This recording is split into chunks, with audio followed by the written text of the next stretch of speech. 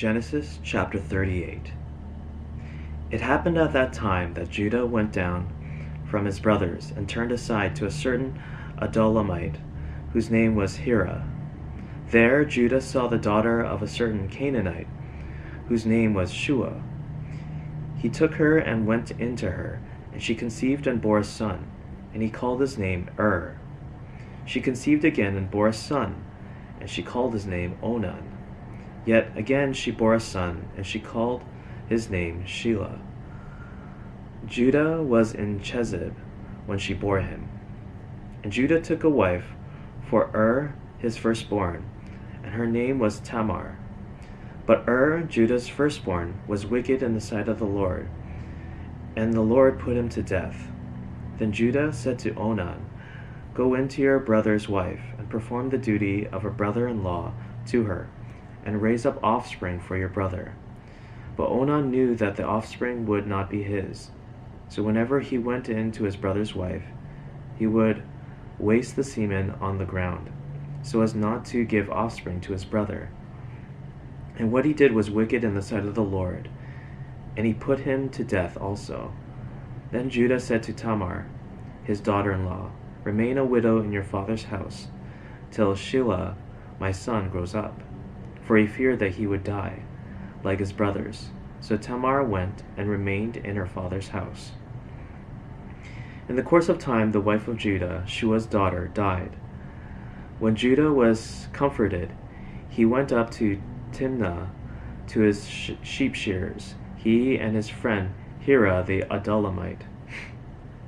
And when Tamar was told, "Your father-in-law is going up to Timnah to shear his sheep," she took off her widow's garments and covered herself with a veil, wrapping herself up, and sat at the entrance to Enaim, which is on the road to Timnah. For she saw that Shelah was grown up, and she had not been given to him in marriage. When Judah saw her, he thought she was a prostitute, for she had covered her face. He turned to her at the roadside and said, "Come, let me come into you," for he did not know that she was his daughter-in-law. She said, "What will you give me, that you may come in to me?" He answered, "I will send you a young goat from the flock." And she said, "If you give me a pledge until you send it." He said, "What pledge shall I give you?" She replied, "Your signet, and your cord, and your staff that is in your hand." So he gave them to her, and went in to her, and conceived by him. And she conceived by him. Then she arose and went away, and taking off her veil, she put on the garments of her widowhood. When Judah sent the young goat by his friend, the Adullamite, to take back the pledge from the woman's hand, he did not find her. And he asked the men of the place, "Where is the cult's prostitute, who was at Enaim at the roadside?" And they said, "No cult's prostitute has been here." So he returned to Judah and said, "I have not found her." Also the men of the place said, "No cult's prostitute has been here." And Judah replied, "Let her keep the things as her own, or we shall be laughed at.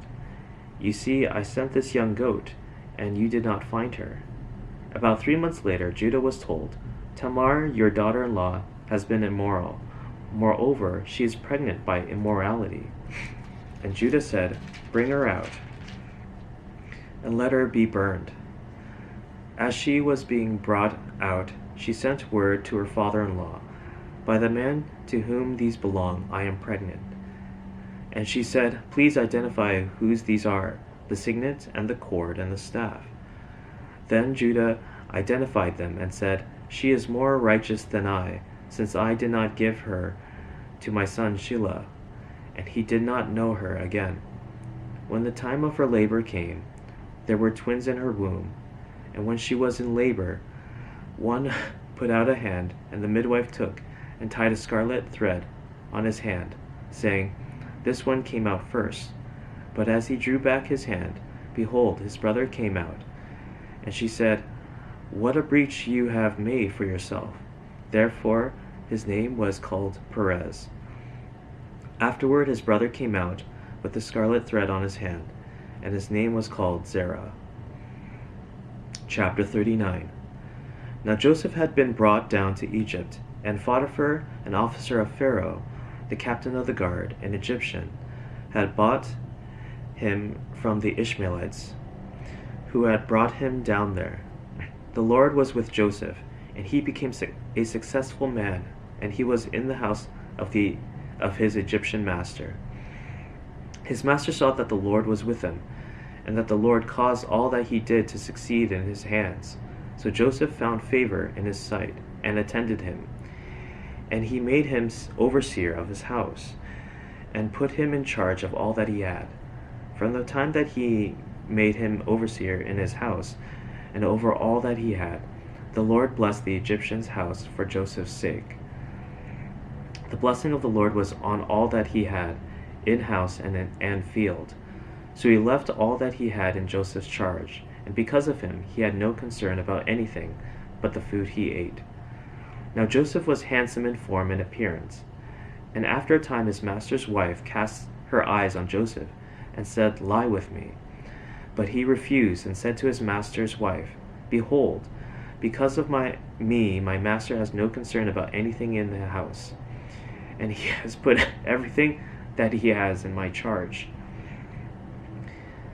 He is not greater in this house than I am, nor has he kept back anything from me except you, because you are his wife. How then can I do this great wickedness and sin against God?" And as she spoke to Joseph day after day, he would not listen to her, to lie beside her, or to be with her. But one day, when he went into the house to do his work, and none of the men of the house were there in the house, she caught him by his garment, saying, "Lie with me." But he left his garment in her hand, and fled, and got out of the house. And as soon as she saw that he had left his garment in her hand, and had fled out of the house, she called to the men of her household, and said to them, "See, he has brought among us a Hebrew to laugh at us. He came in to me to lie with me, and I cried out with a loud voice.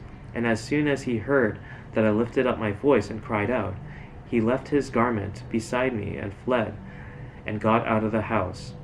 Then she laid up his garment by her until his master came home. And she told him the same story, saying, "The Hebrew servant whom you have brought among us came in to me to laugh at me. But as soon as I lifted up my voice and cried, he left his garment beside me and fled out of the house."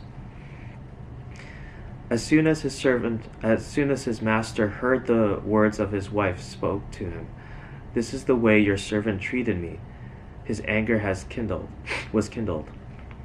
And Joseph's master took him and put him into prison, the place where the king's prisoners were confined.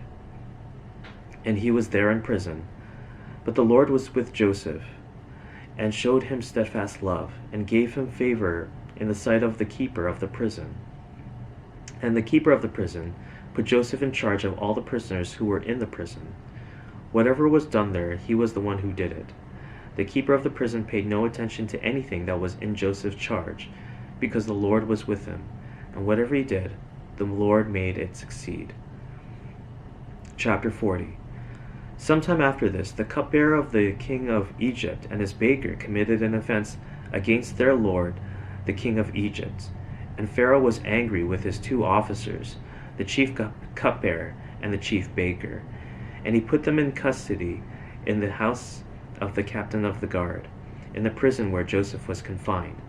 The captain of the guard appointed Joseph to be with them, and he attended them. They continued for some time in custody. And one night they both dreamed, the cupbearer and the baker of the king of Egypt, who were confined in the prison, each his own dream, and each dream with its own interpretation. When Joseph came to them in the morning, he saw that they were troubled. So he asked Pharaoh's officers, who were with him in custody in his master's house, "Why are your faces downcast today?" They said to him, "We have had dreams, and there is no one to interpret them." And Joseph said to them, "Do not interpretations belong to God? Please tell them to me." So the chief cupbearer told his dream to Joseph, and said to him, "In my dream there was a vine before me, and on the vine there were 3 branches. As soon as it budded, its blossoms shot forth, and the clusters ripened into grapes. Pharaoh's cup was in my hand, and I took the grapes and pressed them into Pharaoh's cup, and placed the cup in Pharaoh's hand. Then Joseph said to him, "This is its interpretation. The 3 branches are 3 days. In 3 days Pharaoh will lift up your head and restore you to your office, and you shall place Pharaoh's cup in his hand as formerly, when you were his cupbearer. Only remember me when it is well with you, and please do not do me the kindness to mention me to Pharaoh, and so get me out of this house. For I was indeed stolen out of the land of the Hebrews, and here also I have done nothing that they should put me into the pit."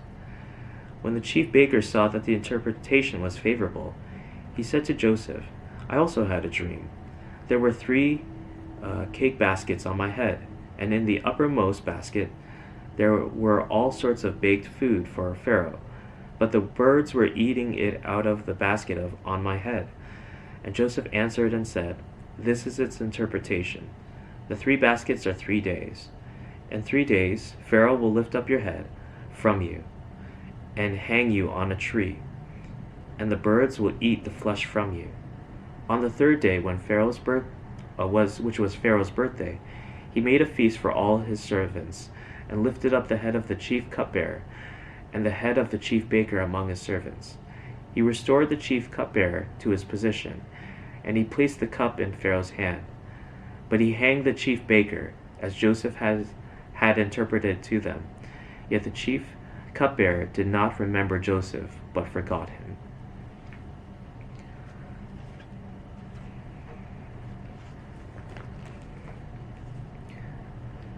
Psalms chapter 12. Save, O Lord, for the godly one is gone, for the faithful have vanished from among the children of man. Everyone utters lies to his neighbor. With flattering lips and a double heart they speak. May the Lord cut off all flattering lips, the tongues that makes great boasts. Those who say, "With our tongue we will prevail. Let our lips are with us. Who is master over us?" Because the poor are plundered, because the needy groan, I will now arise, says the Lord. I will place him in the safety for which he longs. The words of the Lord are pure words, like silver refined in a furnace on the ground, purified 7 times. You, O Lord, will keep them. You will guard us from this generation forever. On every side the wicked prowl, as vileness is exalted among the children of men.